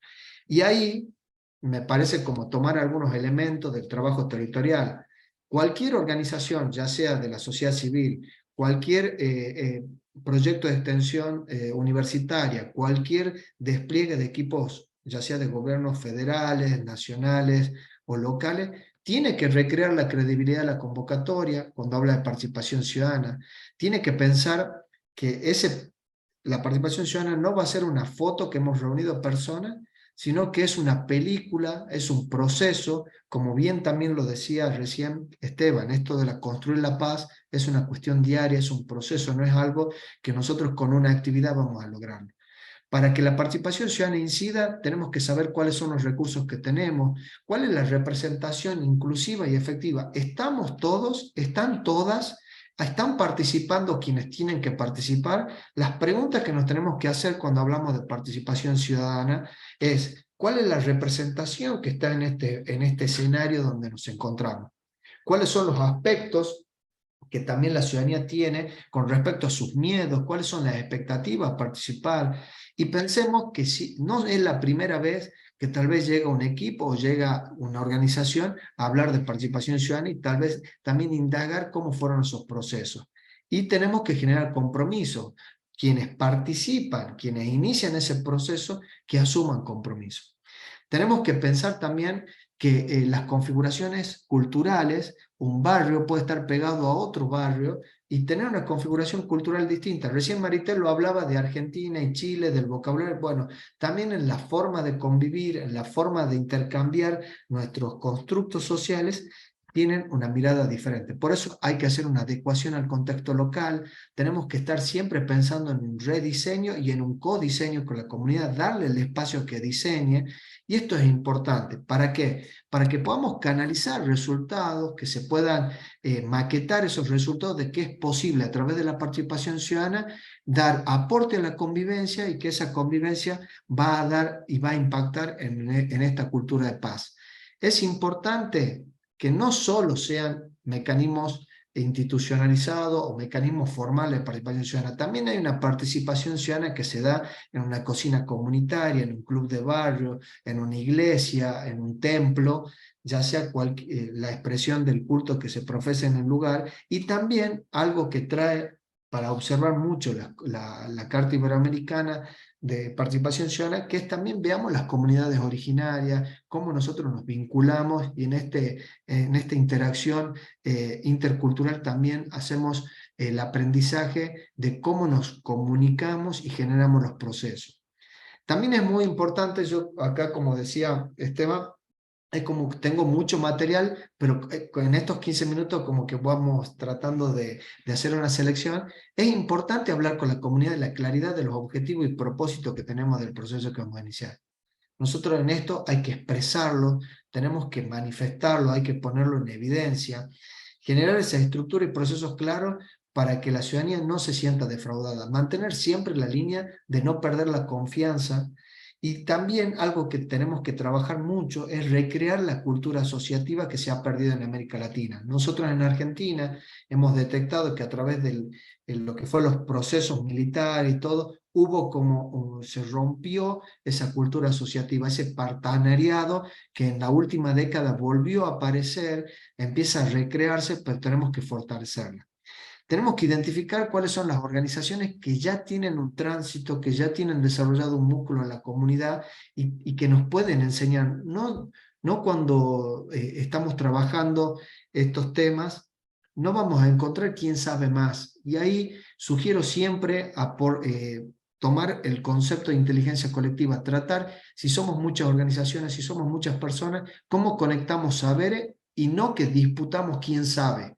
¿Quién es el que sabe o quién sabe más? Porque empezamos con esto que hablaba Marité del lenguaje, empezamos a ponerle como propios obstáculos. Y la inteligencia colectiva lo que nos permite es apagar el ego, conectar con el eco y empezar a generar un compromiso al proceso participativo. Hay, en el caso de los equipos que trabajen, ya sea desde una institución pública, ya sea de un organismo que tenga incidencia, necesita de una voluntad o política o institucional para someter este proceso. Y también que la ciudadanía perciba que tiene oportunidades reales para incidir. Esto es muy importante, que pueda ver que su aporte no queda en una etapa deliberativa, sino se toma en el diseño, se toma en la implementación y que también va a ser convocada, que también va a participar para hacer la rendición de cuentas y la evaluación. Un concepto como para conectar que me parece muy importante. Las redes humanas. ¿Qué podemos aprender de un tiempo de tecnología o qué aprendió la tecnología también de un actuar humano? Es como la estrategia de vinculación, esto que hablaba del satisfactorio sinérgico Esteban, también lo encontramos en las redes humanas. ¿Cómo nos podemos convertir en nodos que nos retroalimentamos? ¿Cómo pensar en el intercambio de habilidades y competencias? ¿Cómo pensamos esa articulación entre personas que empiezan a asociar no solamente recursos, sino ir más allá en los esfuerzos, las experiencias y conocimientos.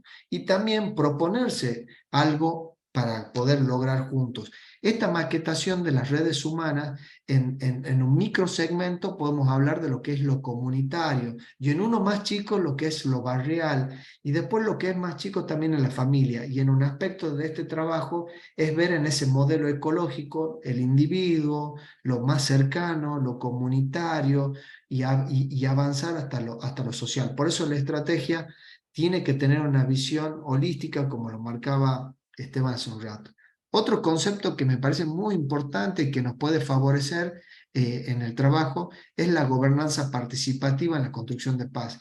Es pensar que podemos ser actores o instituciones o organizaciones que podemos conectarnos en la toma de decisión para construir un verdadero proceso de paz, ¿no? Me parece muy interesante que la ciudadanía perciba, sienta y se sienta que es capaz de poder ir más allá de ser un mero instrumento, sino ser realmente protagónico en su hacer, en la convivencia pacífica que impacte en esta cultura de paz. Veía, Variña, que me hacías una seña, seguramente ya estamos, y me gusta ser como muy respetuoso de los tiempos, pero bueno, quería dejar esos conceptos. Dejamos metodologías participativas como herramientas para otra oportunidad.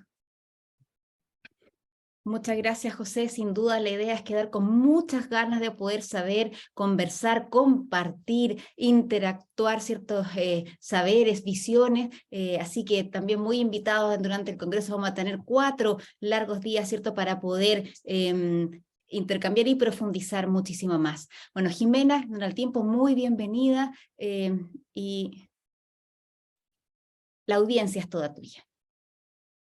Bueno, buenas tardes a todas y a todos. Yo les voy a hablar, no traje presentación, pero igual voy a tratar de no aburrirles, respecto a lo que es el enfoque de género en el conflicto. Ya es una cuestión que yo he venido estudiando desde que comenzamos hace muchos años a dictar los postítulos en mediación familiar, y desde hace ya 10 años más o menos el componente comunitario. Y nos hemos ido percatando, digamos, de la importancia de incorporar el enfoque de género en lo que es la investigación para la paz. Especialmente como formadores nosotros de futuros profesionales que de una manera entran, digamos, a los campos de trabajo y que requieren tener este elemento como un elemento distintivo que hace que uno pueda también tener una mirada distintiva de la cultura y de la sociedad. Yo los escuchaba atentamente y algunas cuestiones que fui tomando nota. Por ejemplo, partiendo desde la base del concepto de cultura, nosotros vivimos en una cultura que es patriarcal. Ese concepto de cultura patriarcal implica que hay una dominación de lo masculino sobre lo femenino, que no necesariamente es de hombres sobre mujeres. Voy a hacer el alcance, digamos, porque muchas veces se malentiende, y que muchas veces la violencia tiene que ver con esta situación de poder entre los géneros, y hoy día que se agrava mucho más en relación, digamos, a las otras identidades sexuales o identidades de género o orientaciones sexoafectivas. Entonces, me parece súper importante, digamos, hacer este análisis desde cuáles son, o sea, cómo como sociedad hemos naturalizado la violencia. No hemos visibilizado las violencias que viven las mujeres en forma cotidiana. O sea, yo creo que es muy importante el poder hacer esa visualización más allá de lo que es la violencia intrafamiliar o más allá de lo que son los femicidios, sino que tiene que ver con los comportamientos cuando hablamos de participación ciudadana, de cuando hablamos de gobernanza, por ejemplo, de cuando hablamos de cuidados, cómo está, digamos, ahí incorporada esta variable o esta perspectiva de género. Creo que cuando hablamos de participación, ¿quiénes son los que esperamos que participen? ¿Quiénes más participan? ¿A qué hora participan? Hacerse esas preguntas. Cuando hablamos de territorio, ¿quiénes habitan los territorios? ¿Quiénes, digamos, son los que componen esos territorios? ¿Cuáles son las necesidades de hombres, mujeres u otras identidades que existen en esos territorios? Yo creo que son preguntas que muchas veces no nos hemos hecho, y eso hace que no hagamos un análisis diferencial de género, y por lo tanto no estamos contribuyendo a esto que se llama educación para la paz. Yo creo que El conflicto parte, digamos, con este análisis estructural de la violencia de género, que tiene que ver, que tiene un punto de partida bastante crucial, digamos, que es la división sexual del trabajo. En el momento en que se produce postindustrialización, digamos, la división sexual del trabajo y las mujeres quedan en la esfera doméstica y los hombres salen a la esfera pública, y se produce esta idea de que el cuidado es un rol de las mujeres, un rol desvalorizado socialmente, un rol hoy día no visualizado cuando uno habla de participación, de gobernanza, de trabajo, de resolución de conflictos, de no violencia. Me parece que es un componente que hoy día hay que incorporarlo a la discusión. ¿Y cómo lo incorporamos, digamos, haciendo esta salida, podríamos decir, de este rol de los cuidados desde donde nos han mantenido durante todo este tiempo? Y me parece que es un punto crucial a la hora de hablar del conflicto. ¿Ya? Ese es entonces el primer escenario del conflicto, donde primero se producen las tensiones, digamos, en esta relación entre lo doméstico y lo público. Y ahí se van produciendo una serie de brechas que tienen que ver con brechas salariales, con brechas de participación dentro de los espacios, por ejemplo, laborales, con brechas que tienen que ver con el acceso a pensiones. Hoy día en Chile se discute mucho respecto a estos temas, por lo tanto, bueno, en Chile y en Latinoamérica, entonces creo que es una cuestión importante. Desde las universidades y cómo en la educación para la paz, no solamente en las universidades, yo soy docente en una universidad, por lo tanto me preocupa el tema universitario, pero no solamente desde la universidad, cómo enseñamos a los niños, niñas y a los jóvenes, digamos, la educación para la paz desde una perspectiva no violenta, pero también desde una perspectiva de género, entendiendo que el conflicto nace por esto que Rita Segato llama las estructuras elementales de la violencia, y que plantea que hay un mandato cultural de masculinidad hegemónica que es violento. Y que yo creo que esas son cuestiones que hay que deconstruir, que hay que conversar, que hay que dejar de naturalizar, hay que intentar, digamos, llevarlas a las discusiones cotidianas, ¿ya? Nosotros en la Universidad en la Universidad de la Frontera, que está en el sur de Chile, hemos venido desde hace un par de años, 5, 6 años, 3 o 4 años más de manera más formal, instaurando procesos que de una u otra manera nos hacen reconocer estas diferencias de género que se instalan como una cultura. Las universidades en el mundo, las universidades son de las organizaciones más patriarcales que existen. Por lo tanto, yo creo que el reconocer eso también implica, digamos, que podamos producir, y no es para denostar, sino que es para producir estos cambios que tienen que ver con entender por qué muchas veces las mujeres tenemos que estar eligiendo entre trabajar o estudiar, entre trabajar o optar a puestos de de un mayor nivel dentro de las organizaciones. Muchas veces decimos, ya, pero es que es natural que se quede en la casa cuidando, entonces la maternidad pasa a ser, digamos, un obstáculo, ¿ya? Y eso es muchas de las cosas que no queremos tener que afrontar, no queremos tener que estar siempre en esta decisión constante entre qué hacemos.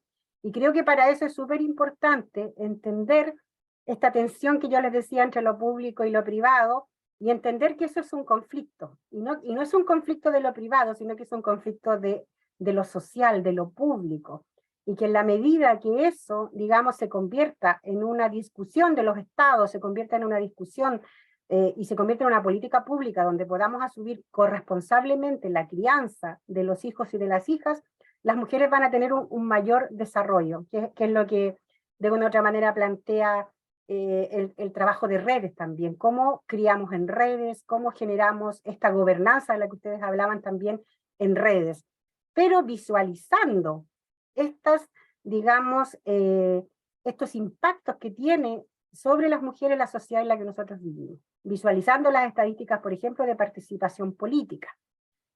En Chile, en las 2 últimas elecciones ha habido mayor participación política de mujeres, ha aumentado, digamos, los escaños, por ejemplo, en las parlamentarias, pero debido a una ley, hay una ley afirmativa al respecto, ¿ya?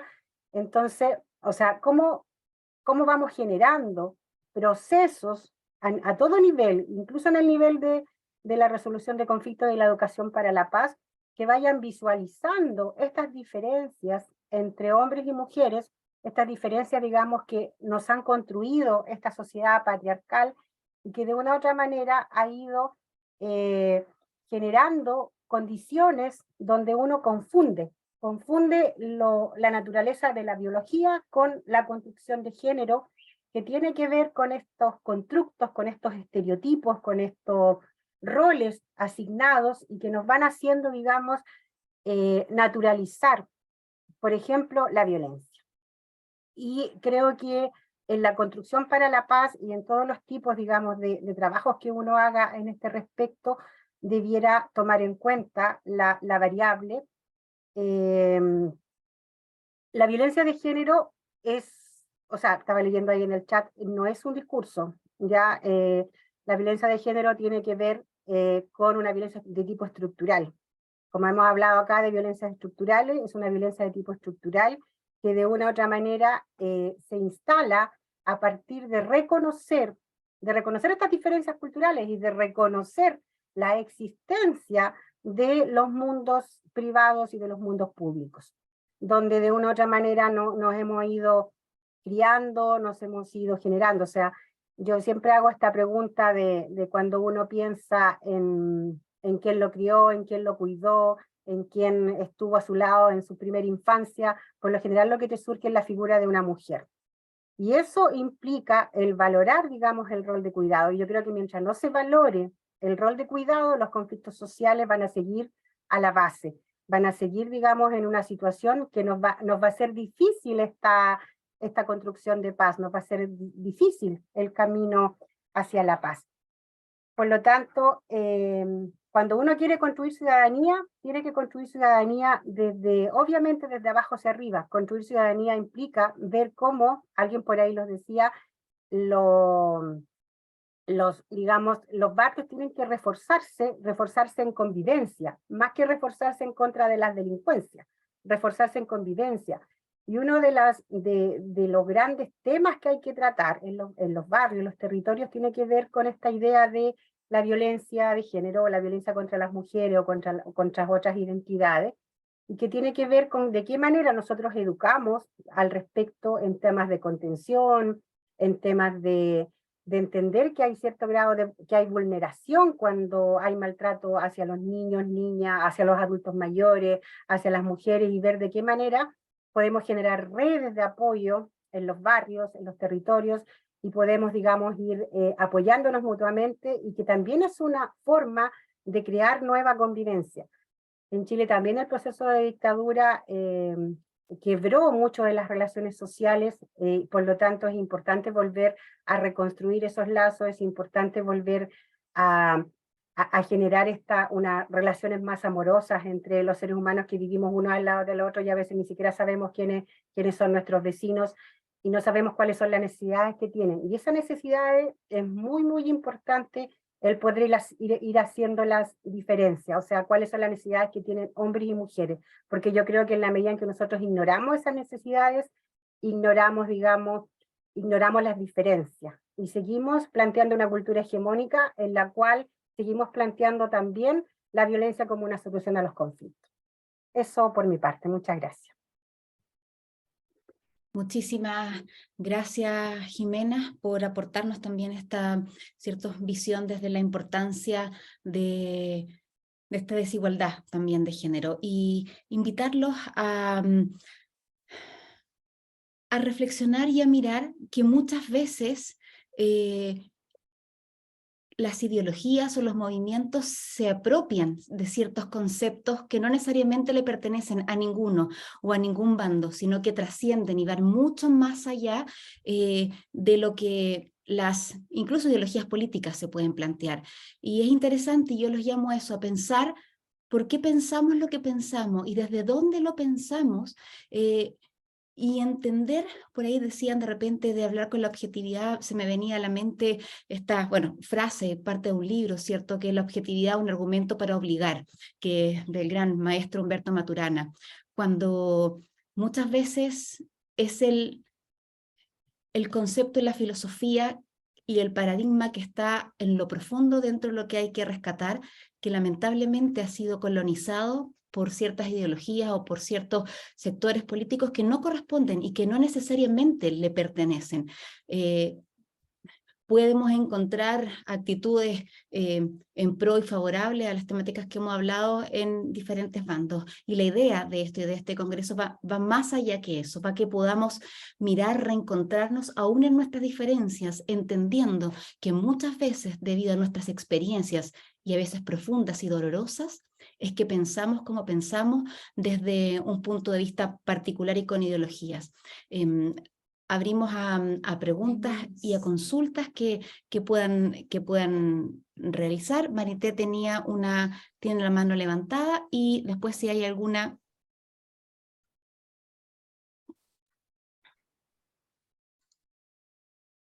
Marité.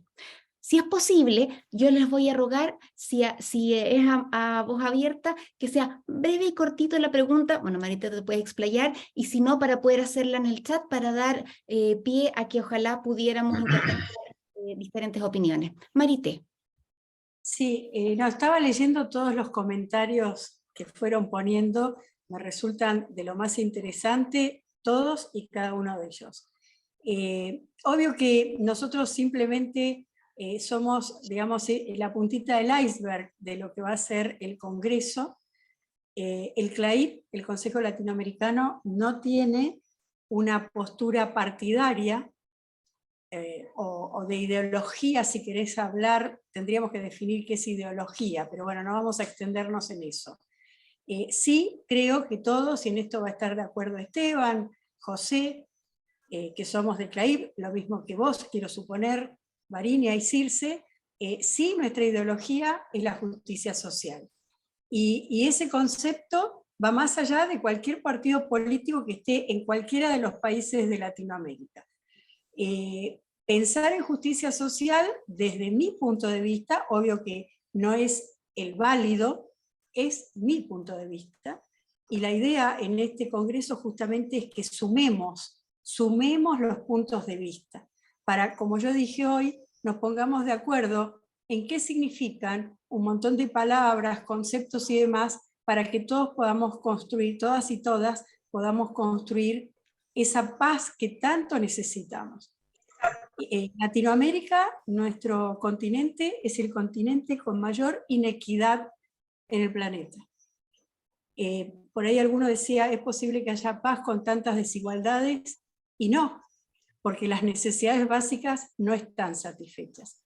Y lo que yo siempre digo, a través de todas las charlas que venimos teniendo, y digamos, el congreso del año pasado, bien digo, que fue virtual, el último congreso presencial en el 2019, creo que todos coincidimos, ya tengamos la ideología que tengamos, de un lado o del otro, estemos parados donde estemos, porque tenemos de todo dentro de lo que es el Consejo Latinoamericano y del IPRA inclusive, todos bregamos por esa justicia social, bregamos por que todas y todos podamos comer, que todos podamos tener salud, que todos y todas podamos tener educación, igualdad de oportunidades desde el género, desde una perspectiva de género, como habló Jimena, que me encantó, y bueno, va más allá también, por ahí, bueno, sí, pero es una construcción periodística. Yo creo que no es nada más que una construcción periodística el tema de género.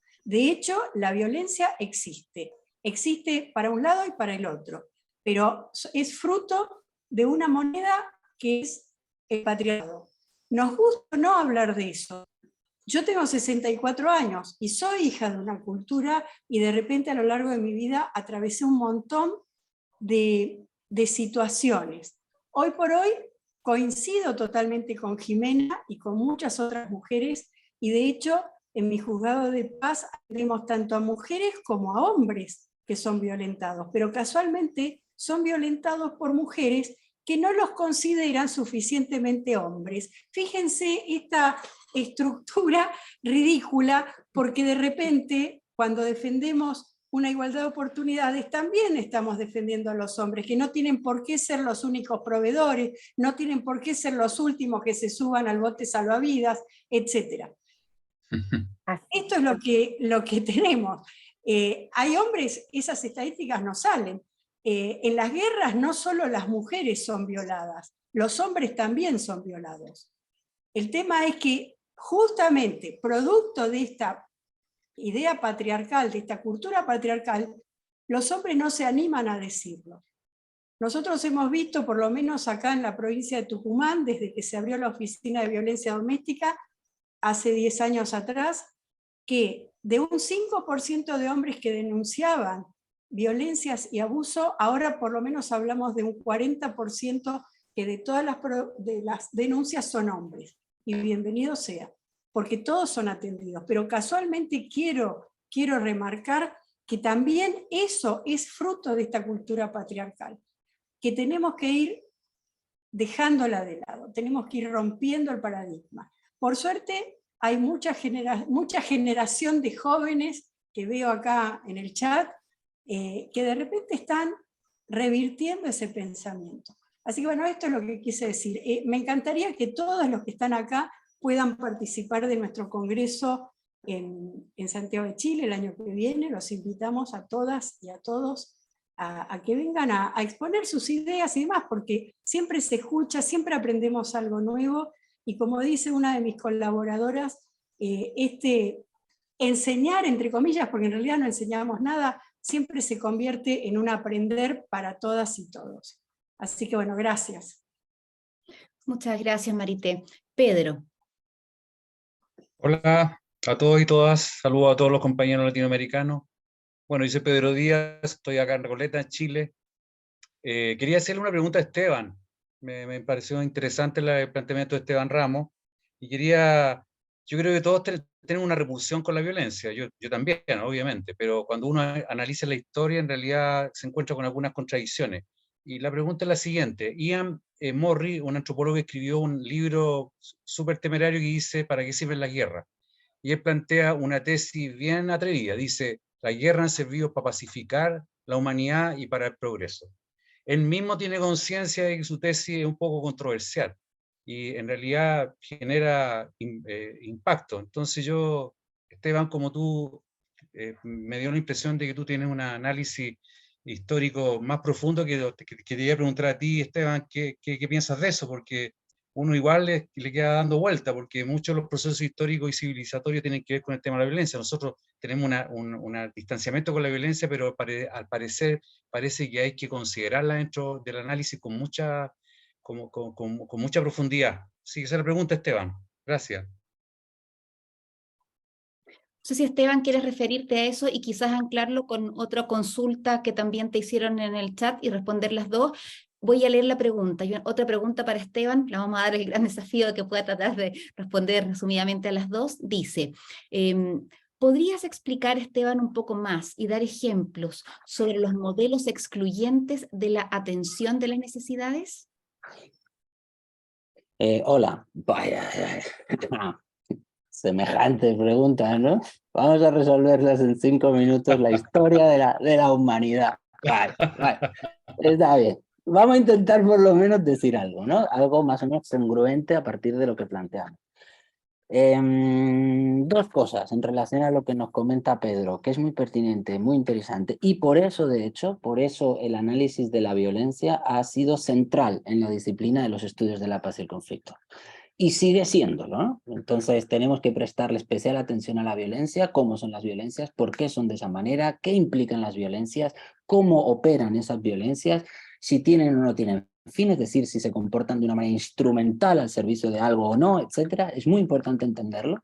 Y cuando hacemos los análisis, digamos, in situ, cuando trabajamos en procesos de construcción de paz, transformación de conflictos, hacemos investigación, precisamente esas cuestiones son las primeras que nos preguntamos, ¿no? ¿Cómo sucede la violencia cuando sucede? Es decir, ¿quién la practica? ¿De qué manera? ¿Cómo? ¿Para qué? ¿Cuál es su finalidad? ¿Qué impactos tiene? ¿Y qué embrollo, digamos, qué consecuencias y en qué nudo crítico esta se manifiesta y por qué? Entonces eso es un elemento muy importante.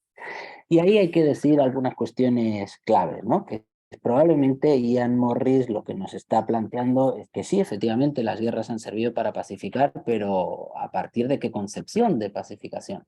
a partir de una concepción que plantea el establecimiento y la imposición de un determinado orden social, político y económico sobre el conjunto de la población, que es exactamente lo que plantea la concepción de la paz negativa y la concepción de la paz liberal. Y había un comentario de una compañera, de Marisol, precisamente en el chat, que ahonda en la cuestión. Yo por eso puse 3 enlaces que me parecen 3 artículos muy interesantes para quien quiera profundizar sobre esto, porque es un tema central actualmente, precisamente en el debate de la disciplina. Están todos y todas invitadas al Congreso porque seguramente surja este tema, ¿no? Y hay, digamos, posiciones diferentes y divergentes, incluso contrapuestas dentro de la propia disciplina a la hora de abordar esto, ¿no? Es decir, ¿es legítimo plantear la imposición de un orden específico en un territorio desde arriba? ¿Eso implica pacificación? ¿De qué manera? ¿Para quiénes? ¿Teniendo en cuenta que todos y todas somos sujetos o cómo nos está tratando a todos y a todas? ¿Qué tipo de pacificación es esa? ¿Qué implicaciones tiene? ¿Cuáles son las consecuencias de esto? Son preguntas importantes a hacernos. Y aquí un elemento clave para proponer un poco como el revés, ¿no? Para devolver la pelota en el revés, como Federer, que se acaba de retirar, ¿no? Nos dice Gandhi que la relación que existe entre la violencia, entre los medios y los fines, ¿no? es la misma relación que existe entre una semilla y su fruto. Nos dice Gandhi que de una semilla de aguacate lo que va a salir es un palo de aguacate, y nos plantea que de medios violentos que desconocen las necesidades, que no potencian el desarrollo humano, etcétera, lo que vamos a tener son imposiciones, son modelos que imponen y coartan y dificultan, inhiben, imposibilitan la atención de las necesidades del conjunto de la población. Por tanto, lo que tendremos son modelos de vida violentos, modos de vida inhibidores y violentos. Y esto me sirve para relacionarlo con la otra cuestión que nos plantean en el chat, ¿no? Cuando Max Niffel y Saldey Oppenheim nos plantean los 5 tipos de satisfactores, nos ponen ejemplos muy interesantes de distintas formas, ¿no? En la que los seres humanos hemos ido desarrollándonos como especie y desarrollando modos de vida. Y eso es clave. Y creo que eso guarda mucha relación con la pregunta que hace Pedro también, ¿no? ¿Cómo propiciamos juntos y juntos modos de atención sinérgica de las necesidades? Es, de acuerdo con la perspectiva de la paz transformadora, la pregunta central, digamos, de concentración, ¿no? de los procesos, tanto de investigación como de educación, como de construcción, de acción directa. Vamos a poner un ejemplo. Un ejemplo concreto de atención violadora de las necesidades. Y nos vamos a ir al maestro Freire, otro grande, un educador maravilloso latinoamericano. La educación bancaria. La educación bancaria es un ejemplo paradigmático de esa lógica de atención violentadora de las necesidades. Porque fíjense cómo trata a los estudiantes la educación bancaria, como si fueran bancos en los que el maestro, el que tiene la luz, va a depositar el conocimiento en los cerebros de las personas. Además, solo en los cerebros. Ni siquiera estamos abordando aquí todo lo que tiene que ver con el senti-pensar, ¿no? Solo con el pensar. Fíjense de qué manera coarta eso la posibilidad de que los seres humanos atiendan sus necesidades. Si tú consideras que los estudiantes son alumnos, atención a la palabra, alumni, sin luz. Si tú consideras que los estudiantes son nada más y nada menos que objetos de un proceso de transferencia del conocimiento que se centra fundamentalmente en la memorización y en la repetición de unos contenidos que los da el que sí está dotado de luz, que es el maestro. Eso es una atención violadora de las necesidades. ¿Cómo podemos transformar ese paradigma, una lógica entonces violadora de la educación, a una lógica de atención sinérgica? Pues lo primero de todo es considerando al estudiantado como participantes del proceso de construcción colectiva del conocimiento. Y ahí está la cuestión, porque eso implica una transformación metodológica del proceder enorme. Implica la ruptura de la jerarquía educador-educando, implica la construcción colectiva dialógica, porque todos tenemos verdad, o todos tenemos pensar, todos tenemos sentir y lo ponemos de manifiesto, implica tener en cuenta la dimensión socioafectiva del ser humano como sistema práctico, de reflexividad y también de emotividad, y aquí ha salido ahora Humberto Maturana, otro de los grandísimos latinoamericanos, que pone en el centro de la cuestión el elemento de la emoción. O sea, al final el conocimiento está impregnado de la emoción. No hay conocimiento sin una emotividad que es parte de nuestra naturaleza básica como sistema, ¿no? Entonces, ¿cómo transformamos una educación bancaria violadora de la atención de las necesidades en una educación, Freire lo diría, liberadora? Nosotros lo planteamos desde el paradigma de la educación para la paz transformadora en una educación que permita, que propicie la atención sinérgica de las necesidades. Y a partir de ahí, generar ese currículo colectivamente. Y atención, porque aquí el reto es mayúsculo. Significa entender al estudiante como sujeto del proceso de construcción colectiva del conocimiento, integrándolo incluso en la propia gestión académica del proceso. Y eso no es cualquier cosa. Entonces, el reto es mayúsculo para nuestros sistemas educativos. Nosotros hacemos humildemente, estoy hablando de un nosotros del área de paz del Instituto Universitario en Democracia, Paz y Seguridad de la Universidad Nacional Autónoma de Honduras, tenemos distintos programas de educación para la paz en los que trabajamos con esta lógica y en los que cada día aprendemos más, porque es un reto mayúsculo, ¿no? Cómo integrar al propio estudiantado en el gobierno y gestión académica del proceso, en el gobierno y gestión de lo que quiero aprender y cómo y por qué, y en el gobierno y gestión del desarrollo de todo ese proceso. O sea, tratar como sujeto al estudiantado no es una cuestión sencilla, implica un cambio paradigmático enorme y metodológico fundamental, ¿no? Pues si traducimos este ejemplo a lo que tiene que ver con procesos de construcción de paz en otros ámbitos, en otras escalas, nos vamos a dar cuenta de una cosa maravillosa. Una, que es difícil, pero dos, que es perfectamente posible y que América Latina está plagada de ejemplos maravillosos que en lo local propician la construcción de paz transformadora, que transforman las lógicas y que transforman a los sujetos que hacen parte de esas lógicas a la hora de hacer, de sentir, de pensar, de estar, de relacionarse con la otredad y con el medio.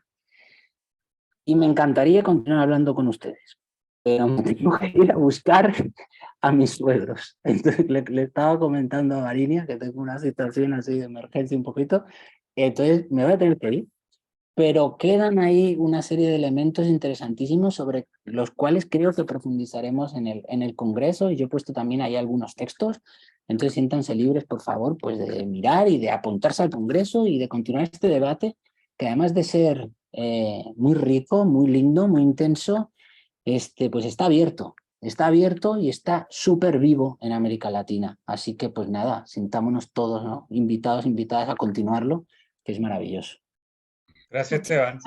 Muchas gracias, Esteban. Bueno, a todos los que participaron y es más, a todos a quienes se inscribieron en el conversatorio, les vamos a hacer llegar no solo el enlace para que puedan revivir el video y lo puedan volver a ver, sino que también los enlaces que se han compartido, cosa que ustedes puedan tener acceso con calma a poder profundizar cada una de estas. Wow. Ahí está. Gracias, Ronnie. Sí, gracias, Ronnie. Bueno, dada la hora, no sé si, Marité, si es algún puntual o te quedó desde antes, porque ya para ir cerrando.